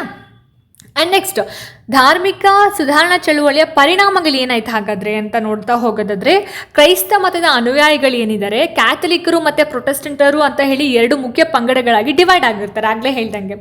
ಅಂಡ್ ರೋಮನ್ ಕ್ಯಾಥಲಿಕ್ ಚರ್ಚಿನಲ್ಲಿ ಧರ್ಮದ ಹೆಸರಿನಲ್ಲಿ ನಡೀತಾ ಇದ್ದಂತಹ ಕೆಲವೊಂದು ಅವ್ಯವಹಾರಗಳೇನಿದ್ರು ಈ ಪೋಪರು ನಡೆಸ್ತಾ ಇದ್ರಲ್ಲ, ಆ ಒಂದು ಅವ್ಯವಹಾರಗಳು ಕೊನೆ ಆಗತ್ತೆ. ಸೊ ಅಧಿಕಾರಕ್ಕೋಸ್ಕರ ಈ ಪೋಪರು ಮತ್ತೆ ರಾಜರ ನಡುವೆ ಏನು ಜಗಳ ಆಗ್ತಿತ್ತಲ್ಲ, ಆ ಒಂದು ಜಗಳದಲ್ಲಿ ಆ ಒಂದು ಸಂಘರ್ಷದಲ್ಲಿ ಕ್ರಮೇಣ ಏನಾಗುತ್ತೆ, ರಾಜರೇ ಮೇಲುಗೈ ಸಾಧಿಸ್ತಾರೆ. ಅಂದರೆ ಪೋಪರ ಒಂದು ಇದು ಕಡಿಮೆ ಆಗ್ತಾ ಹೋಗುತ್ತೆ, ರಾಜರು ಪ್ರಬಲರಾಗ್ತಾರೆ ಅಂತಕ್ಕಂಥದ್ದು. ಸೊ ಇದಿಷ್ಟೇನು ಧಾರ್ಮಿಕ ಸುಧಾರಣೆಗೆ ಸಂಬಂಧಪಟ್ಟ ಹಾಗೆ. ನೆಕ್ಸ್ಟ್ ಜಿಯೋಗ್ರಫಿಕಲ್ ಎಕ್ಸ್ಪ್ಲೋರೇಷನ್ಸ್ ಅಂದರೆ ಭೌಗೋಳಿಕ ಅನ್ವೇಷಣೆ, ಇದು ಕೂಡ ಪುನರುಜ್ಜೀವನಕ್ಕೆ ಕಾರಣವಾಗಿರ್ತಕ್ಕಂತಹ ಒಂದು ಅಂಶಗಳಲ್ಲಿ ಪ್ರಮುಖ ಅಂಶ ಆಗಿರುತ್ತೆ. ಆಯಿತಾ. ಸೊ ಭೌಗೋಳಿಕ ಅನ್ವೇಷಣೆ ಅಂತಂದರೆ ಏನು ಅನ್ನೋದನ್ನು ತಿಳ್ಕೊಬೇಕು. ಸೊ ಏನು 15ನೇ ಶತಮಾನದ ತನಕನೂ ಕೂಡ ಯುರೋಪಿಯನರಿಗೆ ವಿಶ್ವದ ಎಲ್ಲ ಪ್ರದೇಶಗಳ ಬಗ್ಗೆ ಪರಿಚಯ ಇರಲಿಲ್ಲ. ಅಂದರೆ ಅವ್ರು ಏನು ಅಂದ್ಕೊಂಡಿದ್ರು ಅಂತ ಹೇಳಿದ್ರೆ, ಭೂಮಿ ಚಪ್ಪಟೆಯಾಗಿದೆ ಅಂತ ಅಂದ್ಕೊಂಡಿದ್ರು. ಸೊ ಹಾಗಾಗಿ ಅವರು ಬೇರೆ ಕಡೆ ಅನ್ವೇಷಣೆ ಮಾಡೋದಕ್ಕೆ ಹೋಗಿರಲಿಲ್ಲ. ಸೊ ವ್ಯಾಪಾರ ಎಲ್ಲವೂ ಕೂಡ ಎಲ್ಲಿ ನಡೀತಾ ಇತ್ತು ಅಂದರೆ ಯುರೋಪಿನ ತೀರ ಪ್ರದೇಶದವರೆಗೂ ಮಾತ್ರನೇ ನಡೀತಾ ಇತ್ತು. ಸೊ ಕಾಲ ಕಳೆದ ಹಾಗೆ ಏನಾಗಿತ್ತು ಅಂದರೆ ಅವರಿಗೆ ಒಂದು ಕುತೂಹಲ. ಸೊ ವ್ಯಾಪಾರಿ ಹಾಗೆ ಸಾಹಸ ಪ್ರವೃತ್ತಿಗಳಿಂದ ಹೊಸ ಹೊಸ ಭೂಭಾಗಗಳನ್ನು ಅವರು ಅನ್ವೇಷಣೆ ಮಾಡ್ತಾ ಹೋಗ್ತಾರೆ. ಇದನ್ನು ಏನಂತ ಹೇಳಿ ಕರೀತಾರೆ, ಭೌಗೋಳಿಕ ಅನ್ವೇಷಣೆ ಅಂತ ಹೇಳಿ ಕರೆಯುವಂಥದ್ದು. ಓಕೆ. ಸೊ ಭೌಗೋಳಿಕ ಅನ್ವೇಷಣೆಗೆ ಕಾರಣ ಏನು ಅಂತ ಹೇಳಿದ್ರೆ, ಕಾನ್ಸ್ಟಾಂಟಿನೋಪಲ್ ನಗರದ ಮೇಲಿನ ಒಂದು ಆಕ್ರಮಣ. ಏನು 1453ರಲ್ಲಿ ಕಾನ್ಸ್ಟಾಂಟಿನೋಪಲ್ ನಗರದ ಮೇಲೆ ಟರ್ಕರು ಆಕ್ರಮಣ ಮಾಡಿದ್ರು, ಅದನ್ನು ವಶಪಡಿಸ್ಕೊಂಡ್ರು ಅಂತ ಹೇಳಿದೆ. ಸೊ ಇದರಿಂದಾಗಿ ಆ ನಗರದ ಮುಖಾಂತರ ನಡೀತಾ ಇದ್ದಂತಹ ಕೆಲವೊಂದು ವ್ಯಾಪಾರಕ್ಕೆ ತೊಂದರೆ ಆಗುತ್ತೆ. ಸೊ ಹಾಗಾಗಿ ಯುರೋಪಿಯನ್ನರು ಏನು ಮಾಡ್ತಾರೆ, ಬೇರೆ ಬೇರೆ ದೇಶಗಳಿಗೆ ಹೊಸ ಹೊಸ ಮಾರ್ಗಗಳನ್ನ ಕಂಡು ಹಿಡಿಯೋದಕ್ಕೆ ಪ್ರಯತ್ನ ಮಾಡ್ತಾ ಇದ್ದಾರೆ. ಅದು ಪ್ರಯತ್ನ ಮಾಡ್ತಿದ್ರು, ಅದು ಅನಿವಾರ್ಯ ಕೂಡ ಆಗಿರುತ್ತೆ. ಆ್ಯಂಡ್ ಸೆಕೆಂಡ್ ಒನ್ ಬಂದ್ಬಿಟ್ಟು ಮಾರ್ಕೋ ಪೋಲೋವಿನ ವರದಿ. ಸೊ ಮಾರ್ಕೋ ಪೋಲೋ ಅಂತಂದರೆ ಅವನು ಒಬ್ಬ ವ್ಯಾಪಾರಿ ಆಗಿರ್ತಾನೆ, ವರ್ತಕ ಆಗಿರ್ತಾನೆ. ಇವನು ಏಷ್ಯಾದ ದೇಶಗಳಿಗೆ ಅಂದರೆ ಭಾರತ ಮತ್ತು ಚೀನಾ ಇಲ್ಲಿಗೆ ಭೇಟಿ ನೀಡಿರ್ತಾನೆ. ಅವನು ತನ್ನ ವರದಿಯಲ್ಲಿ ಏನು ಹೇಳಿರ್ತಾನೆ ಅಂದರೆ, ಏಷ್ಯಾದ ದೇಶಗಳು ಅಪಾರ ಸಂಪತ್ತಿನಿಂದ ಕೂಡಿವೆ ಅನ್ನೋದನ್ನು ಅವನು ಎಕ್ಸ್ಪ್ಲೇನ್ ಮಾಡಿರ್ತಾನೆ ಆ ಒಂದು ವರದಿನಲ್ಲಿ. ಸೊ ಅವನ ಒಂದು ವರದಿ ಏನಿದೆ ಅಲ್ಲ, ಯುರೋಪಿನ ವರ್ತಕರಲ್ಲಿ ಆಸಕ್ತಿಯನ್ನು ಕೆರಳಿಸುತ್ತೆ, ಇಂಟ್ರೆಸ್ಟ್ನ ಜಾಸ್ತಿ ಮಾಡುತ್ತೆ. ಅಲ್ಲಿ ಹೋಗಬೇಕು, ಅಲ್ಲಿ ಏನಿದೆ ಅಂತ ಇನ್ವೆನ್ಷನ್ ಮಾಡಬೇಕು ಅಂತಕ್ಕಂತಹ ಒಂದು ಆಸಕ್ತಿ ಜಾಸ್ತಿ ಆಗ್ತಾ ಹೋಗುತ್ತೆ. ಸೊ ಏಷ್ಯಾ ದೇಶಗಳ ಸರಕುಗಳು ಮತ್ತು ಸಂಭಾರ ಪದಾರ್ಥಗಳಿಗೆ ಯುರೋಪಿನಲ್ಲಿ ಬಹಳನೇ ಬೇಡಿಕೆ ಹೆಚ್ಚಾಗುತ್ತೆ. ಅಂದರೆ ಕೇಸರಿ ಆಗಿರ್ಬೋದು, ಸಾಗವಾನಿ, ಹತ್ತಿ ಬಟ್ಟೆ, ಹುಣಸೆ ಹಣ್ಣು, ಕರಿಮೆಣಸು ಅಂದರೆ ಬ್ಲ್ಯಾಕ್ ಪೆಪ್ಪರ್, ಲವಂಗ, ದಾಲ್ಚಿನ್ನಿ, ಶ್ರೀಗಂಧ, ಕಸ್ತೂರಿ, ಏಲಕ್ಕಿ, ವಜ್ರ ಮತ್ತು ಜಾಯಿಪತ್ರ, ಇದೆಲ್ಲವೂ ಕೂಡ ಯುರೋಪಿನಲ್ಲಿ ಬಹಳನೇ ಬೇಡಿಕೆ ಇರತಕ್ಕಂತಹ ಒಂದು ವಸ್ತುಗಳಾಗಿರ್ತವೆ. ಆಯಿತಾ. ಆ್ಯಂಡ್ ನೆಕ್ಸ್ಟು ಇವರು ಆವಿಷ್ಕಾರ ಮಾಡಬೇಕು ಅಂತಂದಾಗ ಅವರಿಗೆ ಕೆಲವೊಂದು ಏನು ವಸ್ತುಗಳ ಅಗತ್ಯ ಇರುತ್ತೆ. ಅಂದರೆ ದಿಕ್ಸೂಚಿ ಆಗಿರ್ಬೋದು, ನಕ್ಷತ್ರೋನ್ನತಿ ಮಾಪಕ ಅಂದರೆ ಆಸ್ಟ್ರೋಲಾಬ್ ಅಂತ ಏನು ಹೇಳ್ತೀವಲ್ಲ ಅದು, ಆ್ಯಂಡ್ ನಕ್ಷೆಗಳು ಮತ್ತು ಕ್ಯಾರವೆಲ್. ಸೊ ಇದೆಲ್ಲವನ್ನು ಕೂಡ ಅವರು ಏನು ಮಾಡ್ತಾರೆ, ಇನ್ವೆನ್ಷನ್ ಮಾಡ್ತಾ ಹೋಗ್ತಾರೆ. ಆಮೇಲೆ ಕ್ರೈಸ್ತ ಮತ ಪ್ರಚಾರಕ್ಕೋಸ್ಕರ ಏಷ್ಯಾ ಮತ್ತು ಆಫ್ರಿಕಾದ ಕಡೆ ಅವರು ಹೋಗ್ತಾ ಇರ್ತಾರೆ. ಸೊ ಇದೆಲ್ಲವೂ ಕೂಡ ಏನಾಗುತ್ತೆ ಅಂತ ಹೇಳಿದ್ರೆ, ಭೌಗೋಳಿಕ ಅನ್ವೇಷಣೆಗೆ ಕಾರಣವಾಗಿರ್ತಕ್ಕಂತಹ ಕೆಲವೊಂದು ಅಂಶಗಳಾಗಿರ್ತವೆ. ಹಾಗಾದ್ರೆ ಈ ಒಂದು ಭೌಗೋಳಿಕ ಅನ್ವೇಷಣೆ ಅಂತ ಬಂದಾಗ ಯಾರು ಫಸ್ಟು ಈ ಒಂದು ಕೆಲಸಕ್ಕೆ ಕೈ ಹಾಕಿದ್ರು ಅಂತ ಹೇಳಿದ್ರೆ, ಪೋರ್ಚುಗೀಸರು ಭೌಗೋಳಿಕ ಅನ್ವೇಷಣೆ ಮಾಡೋದಕ್ಕೆ ಅಥವಾ ಸಮುದ್ರಯಾನವನ್ನು ಕೈಗೊಂಡಂತಹ ಮೊದಲಿಗರು ಅಂತ ಹೇಳ್ಬೋದು. ಸೊ ಭಾರತ ಮತ್ತು ಚೀನಾ ದೇಶಗಳಿಗೆ ಒಂದು ಸಾಗರ ಮಾರ್ಗವನ್ನು ಕಂಡುಹಿಡಿಯೋದು ಪೋರ್ಚುಗೀಸರ ರಾಜಕುಮಾರ ಹೆನ್ರಿ ಅಂತ ಅವನ ಹೆಸರು. ಸೊ ಈ ರೀತಿ ಬರೆಯೋದು ಹೆನ್ರಿ ಅವರ ಒಂದು ಬಯಕೆ ಆಗಿರುತ್ತೆ. ಸೊ ಅದಕ್ಕೋಸ್ಕರ ಅವ್ರು ಏನು ಮಾಡ್ತಾರೆ, ಒಂದು ನೌಕಾಶಾಲೆಯನ್ನು ಓಪನ್ ಮಾಡ್ತಾರೆ. ಅಲ್ಲಿ ಹೆನ್ರಿ ದ ನ್ಯಾವಿಗೇಟರ್ ಅಂತ ಹೇಳಿ ಅವರು ಜನಪ್ರಿಯ ಆಗ್ತಾರೆ. ಓಕೆ. ಅವ್ರೇನು ಮಾಡ್ತಾರೆ, ಒಂದು ನೌಕಾಶಾಲೆಯನ್ನು ಓಪನ್ ಮಾಡ್ತಾರೆ. ಆ ನೌಕಾಶಾಲೆಯನ್ನು ಓಪನ್ ಮಾಡಿದ್ರಿಂದಾನೇ ಹೆನ್ರಿ ದಿ ನ್ಯಾವಿಗೇಟರ್ ಅಂತ ಹೇಳಿ ಅವರು ಜನಪ್ರಿಯ ಆಗುವಂಥದ್ದು. ಆಯಿತಾ. ಸೊ ಅದಾದಮೇಲೆ ಇವರು ಹೆನ್ರಿ ಏನಿರ್ತಾರೆ, ಪೋರ್ಚುಗೀಸರ ರಾಜಕುಮಾರ ಹೆನ್ರಿ ಏನಿರ್ತಾರೆ, ಸ್ಕೂಲ್ ಆಫ್ ನ್ಯಾವಿಗೇಷನ್ ಅಂತಕ್ಕಂತಹ ಒಂದು ಶಾಲೆಯ ಸ್ಥಾಪಕ ಆಗಿರ್ತಾರೆ. School of navigation. ಸೊ ಪ್ರತಿ ವರ್ಷ ಕೂಡ ಆಫ್ರಿಕಾದ ಪಶ್ಚಿಮ ಕರಾವಳಿ ತೀರದ ಉದ್ದಕ್ಕೂ ಕೂಡ ಆ ಶಾಲೆಯ ವತಿಯಿಂದ ಸಮುದ್ರಯಾನವನ್ನು ಅವರು ಕೈಗೊಳ್ತಾ ಇದ್ರು. ಓಕೆ. ಸೊ ಹೆನ್ರಿ ಬಂದ್ಬಿಟ್ಟು ಪೋರ್ಚುಗೀಸರ ರಾಜಕುಮಾರ ಆಗಿರ್ತಾರೆ. ಅವರ ಒಂದು ಜೀವನದ ಹೆಬ್ಬಯಕೆ ಅಂತಂದ್ರೆ ಭಾರತ ಮತ್ತೆ ಚೀನಾ ದೇಶಗಳಿಗೆ ಸಾಗರ ಮಾರ್ಗವನ್ನು ಕಂಡು ಹಿಡಿಯೋದು ಅಂತ. ಸೊ ಅದಕ್ಕೋಸ್ಕರ ಅವ್ರನ್ನ ಹೆನ್ರಿ ದಿ ನ್ಯಾವಿಗೇಟರ್ ಅಂತ ಹೇಳಿ ಕರೀತಾರೆ. ಸೊ ಇವರು ಹೆನ್ರಿ ಏನಿದ್ದಾರೆ, ಸ್ಕೂಲ್ ಆಫ್ ನ್ಯಾವಿಗೇಷನ್ ಅಂತಕ್ಕಂತಹ ಒಂದು ಶಾಲೆಯ ಸ್ಥಾಪಕ ಕೂಡ ಆಗಿರುವಂಥದ್ದು. ಆಯ್ತಾ. ಆ್ಯಂಡ್ ನೆಕ್ಸ್ಟ್ ನಾವಿಕರು ಯಾವ ಯಾವ ಭೂಭಾಗವನ್ನು ಶೋಧ ಮಾಡ್ತಾರೆ ಹಾಗಾದರೆ? ಸೊ ಫಸ್ಟ್ ಒನ್ ಬಂದ್ಬಿಟ್ಟು ಬಾರ್ತಲೋಮಿಯೋ ಡಯಾಸ್. ಓಕೆ, ಸೊ ಬಾರ್ತಲೋಮಿಯೋ ಡಯಾಸ್ ಏನಿದಾರಲ್ಲ, ಬಾರ್ತಲೋಮಿಯೋ ಡಯಾಸ್ ಬಂದ್ಬಿಟ್ಟು 1488ರಲ್ಲಿ ಆಫ್ರಿಕಾದ ತುತ್ತ ತುದಿ ಏನಿದೆ ಅಲ್ಲ, ಆಫ್ರಿಕಾದ ದಕ್ಷಿಣದ ತುತ್ತ ತುದಿಯನ್ನು ತಲುಪ್ತಾರೆ 1488ರಲ್ಲಿ. ಸೊ ಆ ಒಂದು ಪ್ರದೇಶದಲ್ಲಿ ಏನಾಗುತ್ತೆ, ಅವರ ಹಡಗುಗಳು ಗಾಳಿಗಳ ಹೊಡೆತಕ್ಕೆ ಸಿಕ್ಬಿಡುತ್ತೆ. ಹಾಗಾಗಿ ಅವರು ಆ ಒಂದು ಪ್ರದೇಶವನ್ನು ಕೇಫ್ ಆಫ್ ಸ್ಟಾರ್ಮ್ ಅಂದರೆ ಬಿರುಗಾಳಿಯ ಭೂಶಿರ ಅಂತ ಹೇಳಿ ಕರೀತಾರೆ. ಯಾರು? ಬಾರ್ತಲೋಮಿಯೋ ಡಯಾಸ್. ಸೊ ನೆಕ್ಸ್ಟ್ ಒಂದು ಪ್ರಯಾಣಕ್ಕೆ ಆ ಒಂದು ಜಾಗ ಭರವಸೆ ಮೂಡಿಸಿದ್ದರಿಂದ ರಾಜ 2ನೇ ಜಾನ್ ಏನಿದಾನಲ್ಲ, ಆಫ್ರಿಕಾದ ದಕ್ಷಿಣದ ತುದಿಯನ್ನು ಬಿರುಗಾಳಿಯ ಭೂಶಿರ ಅಲ್ಲ, ಅದು ಭರವಸೆಯ ಭೂಶಿರ ಅಂತ ಹೇಳಿ ಕರೀತಾರೆ. ಅಂದರೆ ಕೇಫ್ ಆಫ್ ಗುಡ್ ಹೋಪ್ ಅಂತ. ಸೊ ಹಾಗಾಗಿ ಕೇಫ್ ಆಫ್ ಗುಡ್ ಹೋಪನ್ನು ಕಂಡು ಹಿಡಿದಿದ್ದು ಯಾರು ಅಥವಾ ಶೋಧ ಮಾಡಿದ್ದು ಯಾರು ಅಂತಂದರೆ ಬಾರ್ತಲೋಮಿಯೋ ಡಯಾಸ್ 1478ರಲ್ಲಿ. ಓಕೆ, ಇದೇ ಇಂಪಾರ್ಟೆಂಟು. ಆ್ಯಂಡ್ ನೆಕ್ಸ್ಟ್ ವಾಸ್ಕೋಡಿಗಾಮ ಬರ್ತಾರೆ. ಪೋರ್ಚುಗೀಸ್ ನಾವಿಕರಾದ ವಾಸ್ಕೋಡಿಗಾಮ ಏನಿದ್ದಾರೆ, ಏನೋ ಈ ಬಾರ್ತಲೋಮಿಯೋ ಡಯಾಸ್ ದಕ್ಷಿಣ ಆಫ್ರಿಕಾದ ತುತ್ತ ತುದಿಗೆ ತಲುಪಿರ್ತಾನೆ, ಅದೇ ಜಾಗದಿಂದ ಅವ್ರು ಏನು ಮಾಡ್ತಾರೆ ಅಂತ ಹೇಳಿದ್ರೆ, ಹಿಂದೂ ಮಹಾಸಾಗರ ಮತ್ತು ಅರಬ್ಬಿ ಸಮುದ್ರಗಳನ್ನು ದಾಟಿ ಭಾರತದ ಪಶ್ಚಿಮ ತೀರದ ಕಲ್ಲಿಕೋಟೆಯನ್ನು ತಲುಪ್ತಾರೆ. ಎಷ್ಟಡಿ? 1498ರಲ್ಲಿ. ಸತತವಾಗಿ 10 ವರ್ಷ ಬಾರ್ತಲೋಮಿಯೋ ಡಯಾಸು 1488ರಲ್ಲಿ ಆ ಒಂದು ಪ್ರದೇಶವನ್ನು ಶೋಧ ಮಾಡ್ತಾರೆ.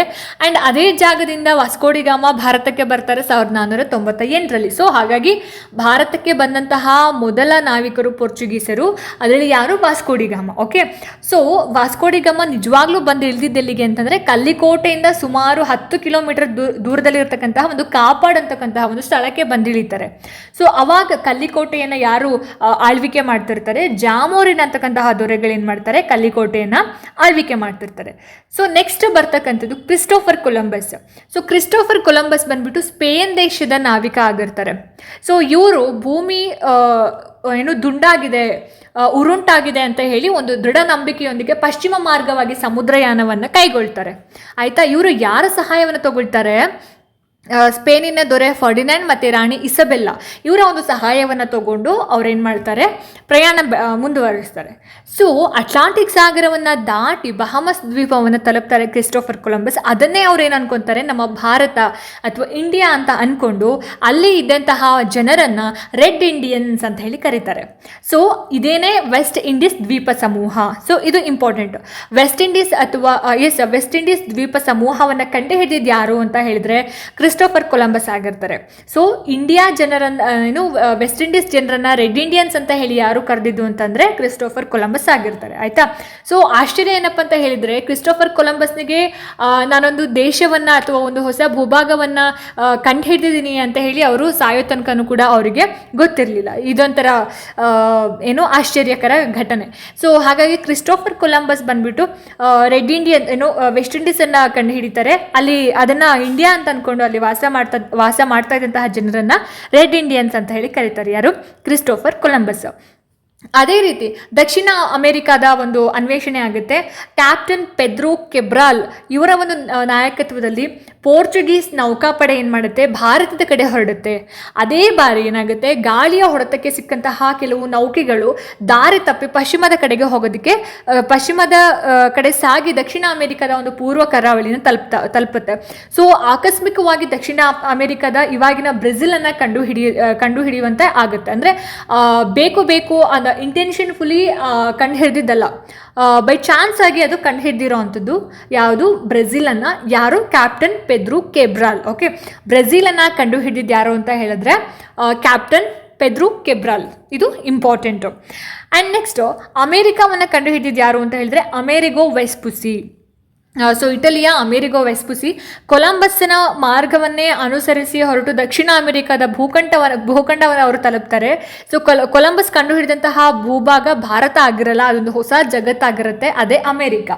ಸೊ ಅಮೇರಿಕಾ ಅಂತ ಹೆಸರು ಇವರು ಇನ್ವೆನ್ಷನ್ ಮಾಡಿದ್ದರಿಂದನೇ ಬಂದಿದ್ದು. ಬಟ್ ಜರ್ಮನ್ ಭೂಗೋಳಶಾಸ್ತ್ರಜ್ಞ ಮಾರ್ಟಿನ್ ವಾಲ್ಡ್ ಸಿಮುಲರ್ ಇವರು ಸಲಹೆ ಕೊಡ್ತಾರೆ. ಅವರ ಒಂದು ಹೆಸರನ್ನು ಈ ಒಂದು ಭೂಭಾಗಕ್ಕೆ ಇಡಬೇಕು ಅಂತ. ಸೊ ಹಾಗಾಗಿ ಅದೇ ಹೆಸರು ಮಾನ್ಯಗೊಂಡು ಅಂಗೀಕಾರ ಆಗುತ್ತೆ. ಅಮೇರಿಗೋ ವೆಸ್ಪುಸಿ ಏನಿದ್ದಾರೆ ಅಮೇರಿಕಾವನ್ನ ಕಂಡುಹಿಡಿದಂತಹ ಒಬ್ಬ ನಾವಿಕ ಆಗಿರ್ತಾನೆ. Okay, and next Ferdinand Magellan. So Ferdinand Magellan ಬಂದ್ಬಿಟ್ಟು ಪೋರ್ಚುಗೀಸ್ನ ಮಹಾನ್ ಸಾಹಸಿ ನಾವಿಕ ಆಗಿರ್ತಾನೆ. ಪ್ರಥಮವಾಗಿ ಭೂಪರ್ಯಟನ ನೌಕಾಯಾನ ಕೈಗೊಂಡಂತಹ ಒಂದು ಯಶಸ್ಸು ಇವನಿಗೆ ಸಿಗೋವಂಥದ್ದು. ಓಕೆ, ಸೊ ಇವ್ರೇನು ಮಾಡ್ತಾರೆ ಅಂತ ಹೇಳಿದ್ರೆ ದಕ್ಷಿಣ ಅಮೆರಿಕಾದ ದಕ್ಷಿಣ ತುದಿಯನ್ನು ಬಳಸಿ ಶಾಂತ ಮಹಾಸಾಗರವನ್ನು ದಾಟಿಕೊಂಡು ಫಿಲಿಪೈನ್ಸನ್ನು ತಲುಪ್ತಾರೆ. ಆದರೆ ಅಲ್ಲಿ ಇದ್ದಂತಹ ಸ್ಥಳೀಯರ ಜೊತೆಗೆ ನಡೆದಂತಹ ಒಂದಷ್ಟು ಯುದ್ಧದಲ್ಲಿ ಮೆಗೆಲನ್ ತೀರ್ಕೊಳ್ತಾನೆ. ಅವನ ಜೊತೆ ಹೋಗಿದ್ದಂತಹ ಸಹಚರರು ಏನಿದಾರಲ್ಲ, ವಿಕ್ಟೋರಿಯಾ ಅಂತಕ್ಕಂತಹ ಒಂದು ಹಡಗಿನಲ್ಲಿ ಸ್ಪೇನಿಗೆ 1522 ವಾಪಸ್ ಆಗ್ತಾರೆ. ಸೊ ಹೀಗಾಗಿ ಅವ್ರಿಗೇನು ಗೊತ್ತಾಗುತ್ತೆ, ಭೂಮಿ ದುಂಡಾಗಿದೆ ಅನ್ನೋದನ್ನ ಅವರು ಸ್ಪಷ್ಟಪಡಿಸ್ಕೊಳ್ತಾರೆ. ಸೊ ಇನ್ನೊಂದು ಇಲ್ಲಿ ಭೂ ಪ್ರದಕ್ಷಿಣೆ ಮಾಡಿದಂತಹ ಮೊದಲ ಹಡಗು ಯಾವುದು ಅಂತ ಹೇಳಿದ್ರೆ ವಿಕ್ಟೋರಿಯಾ. ಸೊ ಇದು ಇಂಪಾರ್ಟೆಂಟ್. ಸೊ ಇಷ್ಟೆಲ್ಲ ಆದಮೇಲೆ ಭೌಗೋಳಿಕ ಅನ್ವೇಷಣೆಯಿಂದ ಏನೇನೆಲ್ಲ ಪರಿಣಾಮಗಳಾದವು, ವಾಣಿಜ್ಯದ ಒಂದು ವಿಸ್ತರಣೆ ಆಯಿತು, ಗುಲಾಮರ ವ್ಯಾಪಾರ ಅಂದರೆ ಏನು ಯುರೋಪಿಯನರು ವೆಸ್ಟ್ ಇಂಡೀಸ್ ಮತ್ತು ಮೆಕ್ಸಿಕೋ, ಪೆರು ಹಾಗೆ ಬ್ರೆಜಿಲ್ನ ಮೂಲ ನಿವಾಸಿಗಳನ್ನು ಗುಲಾಮರನ್ನಾಗಿ ಮಾಡಿಕೊಂಡಿದ್ರು. ಕಾಲ ಕಳೆದ ಹಾಗೆ ಗುಲಾಮರನ್ನ ಸರಕುಗಳಂತೆ ಮಾರಾಟ ಮಾಡ್ತಾ ಇದ್ರು. ಮುಂದೆ ಗುಲಾಮರ ವ್ಯಾಪಾರದ ದಂಧೆ ಏನೋ ಒಂದು ಅಮಾನವೀಯ ಹಂತವನ್ನು ತಲುಪಿರುತ್ತೆ. ಗುಲಾಮರನ್ನ ಬಹಳ ಕಠಿಣವಾಗಿ ದುಡಿಸ್ಕೊಂಡು ಕ್ರೂರವಾಗಿ ನಡೆಸ್ಕೊಳ್ತಾ ಇರ್ತಾರೆ. ಇನ್ನು ಕ್ರೈಸ್ತ ಧರ್ಮದ ಪ್ರಸಾರ ಆಗಿರ್ಬೋದು, ರಾಜಕೀಯ ಪರಿಣಾಮ ಅಂತಂದರೆ ಐರೋಪ್ಯ ದೇಶಗಳ ಒಳಗೆ ವಸಾಹತುಗಳ ಸ್ವಾಧೀನಕ್ಕೋಸ್ಕರ ಮತ್ತು ಅಲ್ಲಿನ ಒಂದು ಸಂಪತ್ತಿಗೋಸ್ಕರ ಬಹಳಷ್ಟು ಪೈಪೋಟ ನಡೀತಾ ಇರುತ್ತೆ. ಯುರೋಪಿನ ದೇಶಗಳು ಅಂದರೆ ಏಷ್ಯಾ ಆಗಿರ್ಬೋದು, ಆಫ್ರಿಕಾ ಮತ್ತು ಅಮೆರಿಕ ಖಂಡಗಳಲ್ಲಿ ತಮ್ಮ ಒಂದು ವಸಾಹತು ನೆಲೆಗಳನ್ನು ಸ್ಥಾಪಿಸ್ಕೊಳ್ತವೆ. ಆ್ಯಂಡ್ ಇನ್ನೊಂದು ವಸಾಹತು ಅಂತಂದರೆ ಒಂದು ದೇಶ ಮತ್ತೊಂದು ದೇಶದ ಭೂಭಾಗದ ಮೇಲೆ ಹೊಂದಿರತಕ್ಕಂತಹ ಒಂದು ರಾಜಕೀಯ ಹಾಗೆಯೇ ಆರ್ಥಿಕ ನಿಯಂತ್ರಣ. ಫಾರ್ ಎಕ್ಸಾಂಪಲ್, ಇವಾಗ ನಮಗೆ ಸ್ವಾತಂತ್ರ್ಯ ಸಿಗೋದಕ್ಕಿಂತ ಮುಂಚೆ ನಾವು ಇಂಗ್ಲೆಂಡಿನ ಒಂದು ವಶದಲ್ಲಿದ್ವಿ. ಅಂದರೆ ಇಂಗ್ಲೆಂಡ್ ಭಾರತವನ್ನು ವಸಾಹತುವನ್ನಾಗಿ ಮಾಡ್ಕೊಂಡಿತ್ತು. ಸೊ ಈ ರೀತಿ. ಓಕೆ, ಸೊ ಇದಿಷ್ಟು ಏನಪ್ಪ ಅಂತ ಹೇಳಿದ್ರೆ ಮಧ್ಯಯುಗದ ಯುರೋಪ್ ಈ ಒಂದು ಪಾಠಕ್ಕೆ ಸಂಬಂಧಪಟ್ಟ ಹಾಗೆ ಕಂಪ್ಲೀಟ್ ಮಾಹಿತಿಯಾಗಿತ್ತು. ಹೋಪ್ ಈ ವಿಡಿಯೋ ನಿಮ್ಗೆ ಇಷ್ಟ ಆಗಿದೆ, ಅನುಕೂಲ ಆಗಿದೆ ಅಂತ ಭಾವಿಸ್ತೀನಿ. ಇಷ್ಟ ಆಯಿತು ಅಂತಂದರೆ ದಯವಿಟ್ಟು ಲೈಕ್ ಮಾಡಿ, ಶೇರ್ ಮಾಡಿ, ಹಾಗೆ ನಿಮ್ಮ ಅನಿಸಿಕೆ ಅಭಿಪ್ರಾಯಗಳೇನೇ ಇದ್ರೂ ಕೂಡ ನನಗೆ ಕಾಮೆಂಟ್ ಸೆಕ್ಷನಲ್ಲಿ ತಿಳಿಸಿ ಅಂತ ಹೇಳ್ತಾ, ಇದೇ ರೀತಿ ಹೆಚ್ಚಿನ ವೀಡಿಯೋಸ್ಗಳಿಗೋಸ್ಕರ ನಿರಂತರವಾಗಿ ನನ್ನ ಚಾನಲನ್ನು ನೋಡ್ತಾ ಇರಿ. ಮುಂದಿನ ವೀಡಿಯೋಸ್ಗಳಲ್ಲಿ ನಾನು ನಿಮಗೆ ಸಿಗ್ತೀನಿ. ಅಲ್ಲಿ ತನಕ ಎಲ್ರಿಗೂ ನಮಸ್ಕಾರ.